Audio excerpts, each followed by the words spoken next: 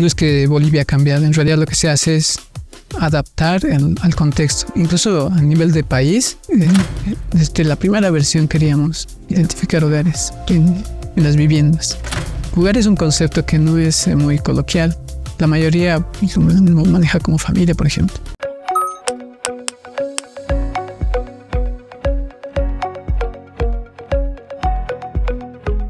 El 23 de marzo de 2024 se va a desarrollar en nuestro país el Censo de Población y Vivienda. Usted va a estar respondiendo a las preguntas que se encuentran en este cuestionario, cuya elaboración ha demandado el trabajo de mucha gente.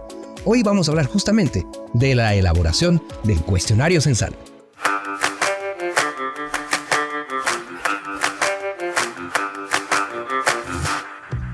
Y la elaboración de la boleta censal. No es boleta censal, es cuestionario censal. Y esta es una de las primeras diferencias que vamos a resolver con Iván Márquez, quien es el jefe nacional de temática del Instituto Nacional de Estadística. Iván, ¿cómo estás? Hola, Daniel. De verdad, qué gusto conversar contigo. Mucho gusto, Iván. Me imagino que tu trabajo no es nada fácil. Pero hay quien dice, elaborar el cuestionario debe ser fácil. Es una tarea sencilla. Es un proceso. En realidad sí parecería que es sencillo, pero cada detalle tiene su complejidad. En realidad el consolidar el cuestionario ha tomado varias pruebas en terreno con jóvenes e incluso haciendo la revisión bibliográfica hacia atrás. ¿Se utiliza el cuestionario de versiones anteriores, de censos anteriores para elaborar el nuevo? Como en cualquier investigación, porque prácticamente es como una investigación, comenzamos a ver los antecedentes. Los antecedentes son revisar cuestionarios pasados. Tenemos 6 censos de vivienda y no es que Bolivia ha cambiado, en realidad lo que se hace es adaptar al contexto. Incluso a nivel de país, generacionalmente las personas, la tecnología afecta de manera diferente. Entonces el contexto ha cambiado. Entonces las preguntas son, en algunas van a ver que respecto al censo anterior ha cambiado unas palabras o se ha eliminado algunas palabras porque en su momento tal vez la comprendían. Ahora hay que hacer de manera más directa, diremos, las preguntas. Entonces se ha hecho todo ese análisis. Y lo otro es que hay un cúmulo de demandas que ya cuando estábamos viendo la parte social llegaban. O sea, había temáticas que en el anterior censo no se habían abordado de manera completa. ¿Y por qué una actualización del cuestionario no es suficiente, diremos así? ¿Por qué tienen que ingresar estas otras variables? Y el hecho de revisar el cuestionario, uno podría decir incluso, se podría bajar un cuestionario, digamos, de un país, de cualquier país de la región, y decir, esta pregunta funciona aquí. No es así. Hay un tema de adaptación que uno tiene que ver si es que la pregunta funciona. Entonces uno, diremos, no puede ir y preguntar, diremos, a un compañero o salir al vecino. No, tiene que hacerlo con un procedimiento para ver cómo funciona la pregunta en terreno. Entonces eso se fue probando. Boleta, cuestionario, ¿por qué se marca esa diferencia? ¿Por qué es tan sensible esa diferencia? Ya. Tal vez puedo recurrir a la parte histórica, ¿no? En 1900 era el último censo que hicimos ese fue como un conteo, solamente se hacía de población, por ejemplo. A partir de 1950 hemos comenzado a incorporar preguntas de vivienda yo la llamaría boleta, porque en realidad en 1900 la boleta censal eran 12 preguntas. Al documento uno tenía 12 preguntitas, sí. En 1900. En 1950 subió a 24. Ya entró variables de vivienda. En el 76 ya subieron a 32 preguntas. En el 92 fueron 31. En el 2001 fueron como 55. En el 2012 49 preguntas y ahora estamos con 59. Entiendo que para cada momento censal, para el diseño del instrumento de recolección de información, se hace una revisión. Hay recomendaciones y luego hay una discusión con los sectores, porque en realidad el instrumento va a recolectar información para que los sectores trabajen, elaboren planes, programas, proyectos. Entonces hay un interés de esa información para poder ellos elaborar otro tipo de proyectos. El tema de identificación de hogares. Desde la primera versión queríamos identificar hogares en las viviendas.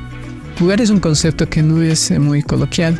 La mayoría lo maneja como familia, por ejemplo. Claro. Pero familia también trasciende hasta fronteras. Familia uno puede entender familia desde diferentes contextos. Entonces es bien el querer operativizar hogar.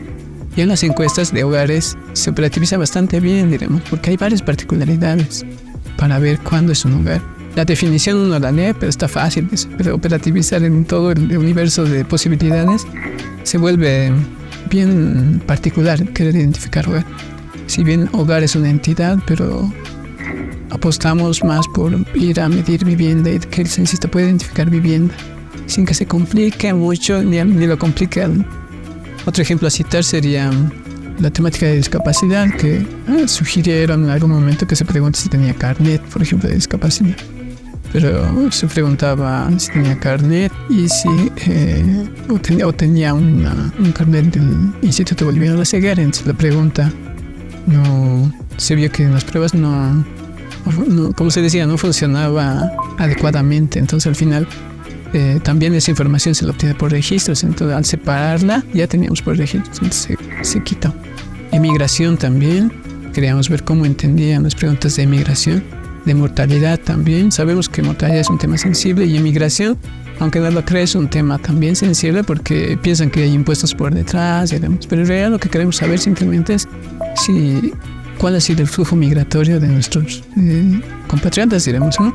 Varias preguntas de empleo, que también había una demanda. ¿Por qué? Porque este cuestionario está incorporando en la medición de empleo una nueva forma de trabajo.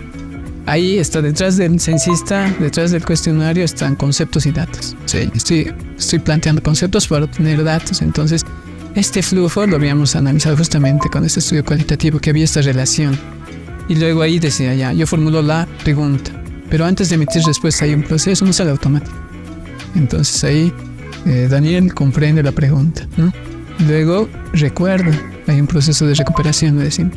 Luego decide formular la respuesta. Entonces todo este proceso, que le llamamos el proceso cognitivo de comprensión de la pregunta, se da en todos nosotros.